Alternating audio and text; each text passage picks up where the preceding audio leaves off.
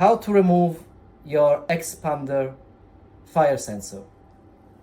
Just turn the device clockwise. The device is removed. Okay, now stop. How to replace your battery. First replace the AA batteries, then the bigger ones,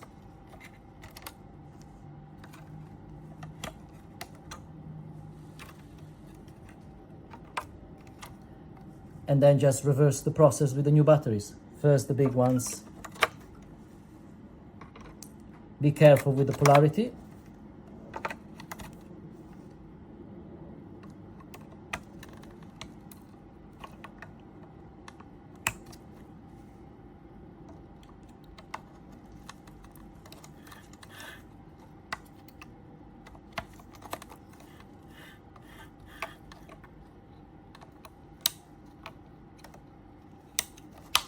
Check that they're all properly snug in their place, and then you just refit.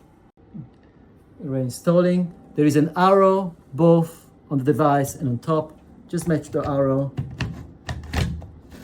and just turn anti-clockwise until it clicks.